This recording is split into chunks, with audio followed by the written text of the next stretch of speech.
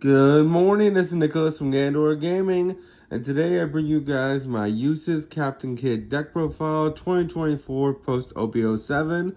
I think this deck is very underrated. I think that now that Jewelry Bonnie is out, everyone has written this leader as the worst one, which I think is not fair. I think this leader still has huge potential in the metagame. It can definitely steal a lot of games. I think it's just the more aggro version of Jewelry Bonnie, while Jewelry Bonnie is much more defensive.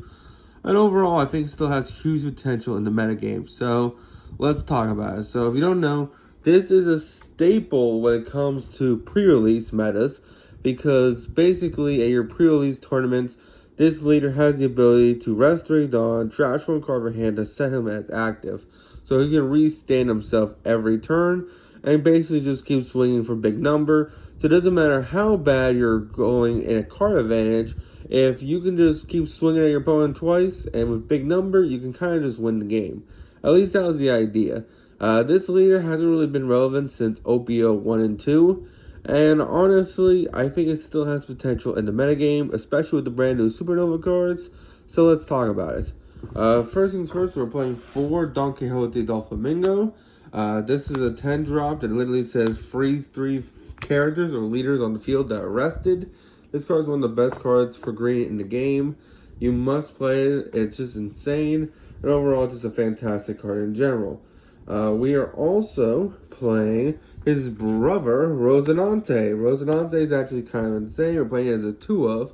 Basically, it's 8 cost, 8,000. That once a turn, you can rest this card in order to, on play, rest this card and get to play a green character with 5 or less from hand, which is kind of insane. So basically, on your 8 Dawn turn, you can cheat out Rosinante, and Rosinante will cheat out our 5 cost. So basically, you get to play with 13 counter, 13 Dawn, basically, because you play this, play out another 5 cost, and you just go off from there. Next, we're playing 4 Basil Hawkins. This is the brand new blocker to deck. This card's absolutely insane. Basically, it says, hey, this card, if your leader is Supernova, is a blocker. And then once per turn, if a character will be removed from field by your opponent's card effect, you may rest one of your opponent's characters instead. Really insane card. Your black matchup is really bad. So this card basically is how you win that matchup. You play out Basil Hawkins, and you just keep swinging with leader effect until they're dead. Basically, that's the whole gimmick of the deck, which is pretty solid. Next, we're playing 4 X-Drakes. This card's absolutely amazing.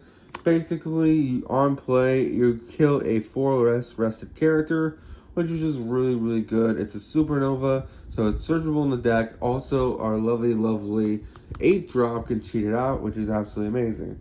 Now, for the best 5 costs we're playing 4 Cavendish. Cavendish is absolutely amazing.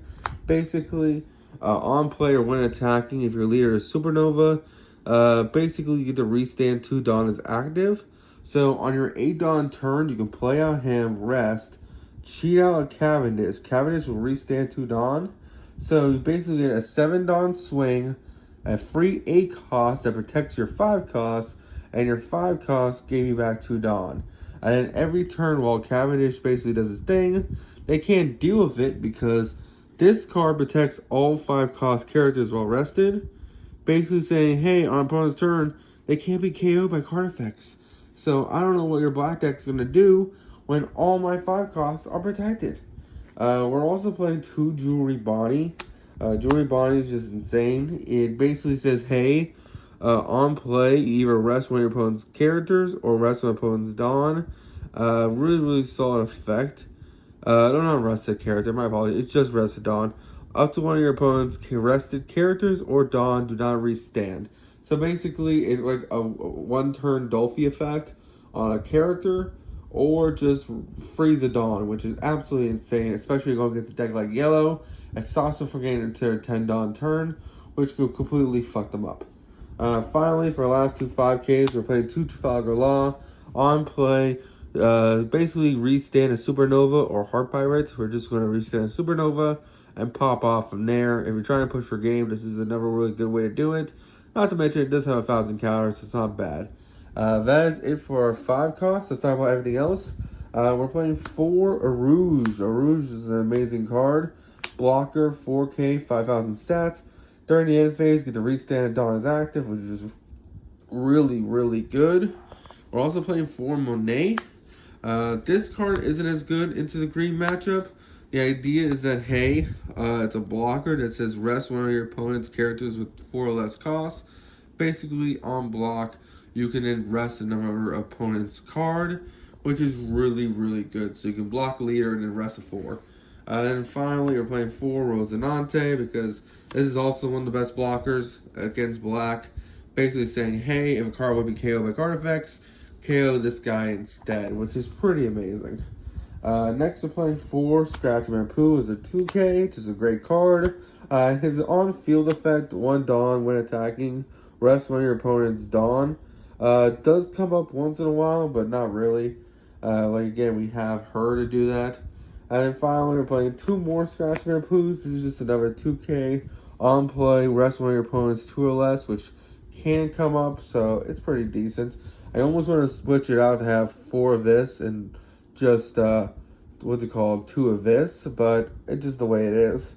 Just the way it is. Finally, we're playing 4 Jewelry Bonnie. Rest this card and 1 Dawn to look at the top 5 cards in your deck, and then add a Supernova for your deck to hand.